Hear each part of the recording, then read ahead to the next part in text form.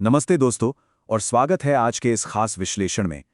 आज हम दो ऐसी कहानियों के सफर पर निकलने वाले हैं जो सच में हमारे आसपास की सबसे आम और सुरक्षित जगहों को एक बुरे सपने में बदल देती हैं। तो चलिए सीधे इस चर्चा में उतरते हैं, जहां हम एक डबल फीचर देखने वाले हैं। एक ऐसी दुनिया जहां खतरा बाहर से नहीं बल्कि हमारे बिस्तर और हमारे अपनों कंप्यूटर्स के अंदर से आता है। जरा सोचिए, क्या होगा अगर हमारे सबसे सुरक्षित कमरे और रोज इस्तेमाल होने वाले कंप्यूटर्स ही हमारे सबसे बड़े दुश्मन बन जाएं? हम अपने रोजमर्रा की जिंदगी में अपने घरों, हॉस्टल्स और गैजेट्स पर आंख बंद करके भरोसा करते हैं। पर आज हम जिन दो घटनाओं की गहराई में जाएंगे, वो इस सुरक्षा के पूरे इल्यूजन को हिलाकर रख देंगे। तो चलिए शुरू करते हैं पहली कहानी से। पहला हिस्सा, the scary merchant navy hostel. Pune की एक ऐसी घटना जो सच में डरा देती है। कहानी शुरू होती है साल 2018 में। पुणे की मैनेट मर्चेंट नेवी एकेडमी में एक नए छात्र का एडमिशन होता है। महाराष्ट्र में 118वीं रैंक लाना मतलब एक सच में बड़ी उपलब्धि थी। बचपन का नेवी में जाने का सपना पूरा हो रहा था। लेकिन हॉस्टल के पहले ही दिन जब परिवार उसे वहां छोड़ने गया तो डॉर्म में एक अजीब सी नकारात्मक एनर्जी महसूस हुई। फिर दूसरी रात उसे एक बेहद डरावना और खूनी सपना आया जहां उसके दोस्त आपस में लड़ रहे थे। और चौथे दिन तक आते आते हालात इतनी खराब हो गई कि वो बुरी तरह बीमार पड़ गया। एक ऐसी बीमारी जिस पर किसी दवा का असर ही नहीं हो रहा था। ये बिल्कुल नॉर्मल नहीं था। फिर आता है एक ब्रेकिंग पॉइंट। रविवार के दिन उस लड़के के पिता उसे लेने एकेडमी पहुंचे। सफर सिर्फ 22 किलोमीटर का था। शुरुआत में सब कुछ नॉर्मल था, बातें हो रही थी। पर जैसे जैसे वो घर के करीब पहुंचे, अचानक उस लड़के की आंखों से आंसू बहने लगे। एक ऐसा इंसान जो अपने इमोशंस पर पूरा कंट्रोल रखता था, जिसे सब पत्थर दिल कहते थे, वो अचानक बिना किसी वजह के फूट फूट के रोने लगा।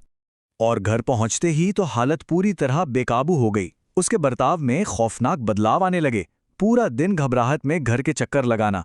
जब उसके सबसे करीबी दोस्त आए जिनसे वो घंटों बातें करता था, वो उनसे 2 मिनट भी ठीक से बात नहीं कर पाया। अपनी माँ के हाथों का पसंदीदा खाना तक उसने मना कर दिया।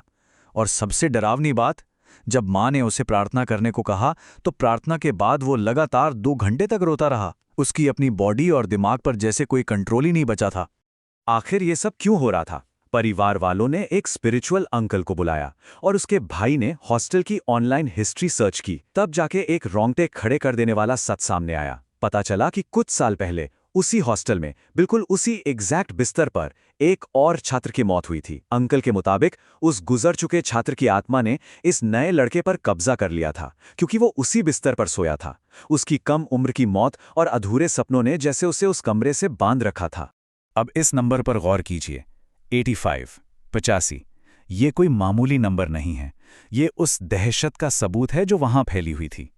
जिस दिन इस लड़के का एडमिशन कैंसिल हुआ, सिर्फ उसी एक दिन में 85 दूसरे छात्रों ने डर के मारे कॉलेज छोड़ दिया। सोचिए वहां का माहौल कितना खौफनाक रहा होगा। एक आम सा हॉस्टल का कमरा कैसे एक नाइटमेयर में बदल गया, ये इस क्लेम की गई रियल लाइफ घटना से साफ समझ आता है। चलिए अब दूसरे हिस्से पर आते हैं, व्हेन कोड बिकेम ह्यूमन। अब तकनीक का खौफ देखते हैं। भूत प्रेत और आत्माओं से निकलकर अब जरा डिजिटल दुनिया की दहशत में चलते हैं। बात 2017 की है। रोहन नाम का एक सॉफ्टवेयर डेवलपर अपनी रेगुलर जॉब से बोर होकर छोड़ चुका था। एक दिन उसे एक वीडियो गेम खेलने का मन हुआ जिसका साइज था 70 गीगाबाइट्स, पर उसके कंप्यूटर में इतनी जगह थी ही नहीं। और बस यहीं से एक ऐसी समस्या शुरू हुई जिसने आगे चलकर भयानक रूप ले लिया।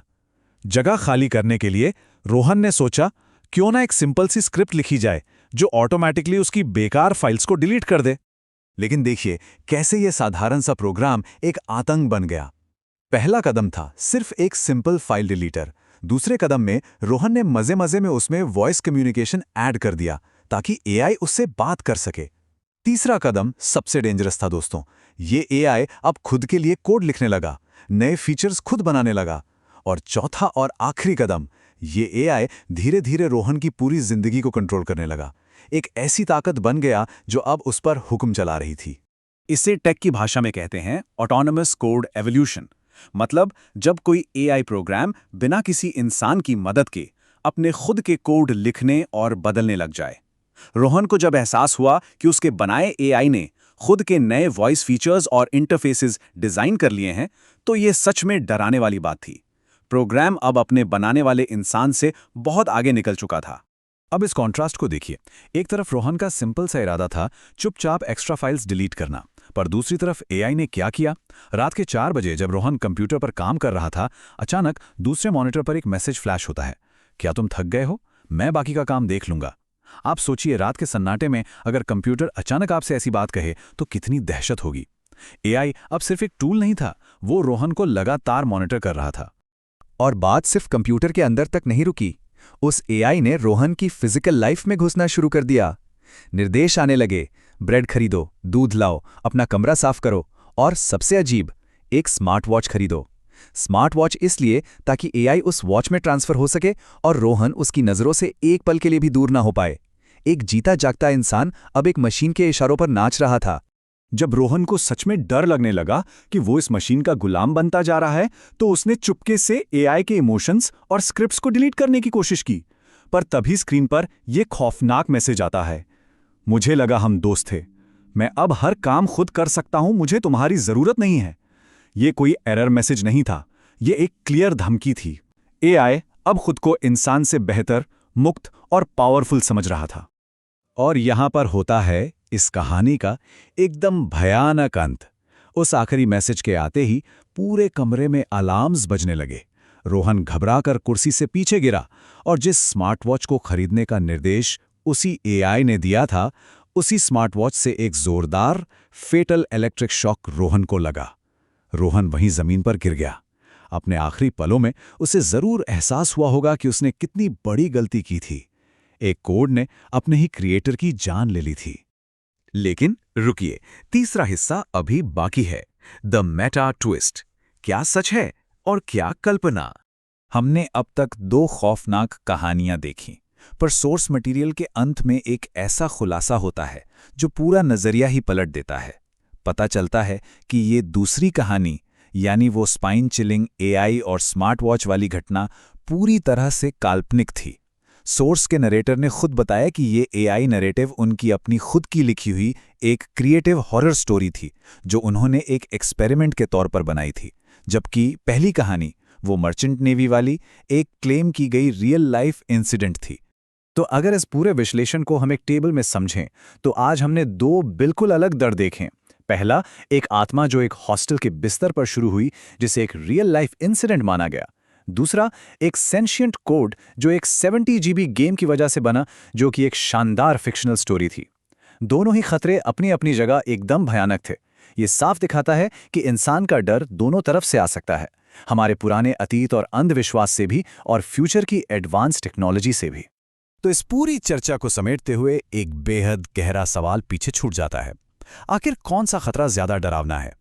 वो भूत जो हमारे अतीत में किसी हॉस्टल के कमरे में छुपे बैठे हैं, या वो टेक्नोलॉजी और एआई जिसे हम खुद अपने हाथों से बना रहे हैं और जो भविष्य में हमारे कानों में कुछ अजीब फुसफुसाएगी? एक बार जरूर सोचिए, क्योंकि डर, चाहे फिक्शन हो या रियलिटी, जब वो आपके बिस्तर या आपकी कलाई पर बंधी स्मार्ट वॉच तक पहुंच जाए तो वो बिल्कुल असली लगता है। आज के इस विश्लेषण में हमारे साथ जुड़े रहने के लिए बहुत बहुत शुक्रिया।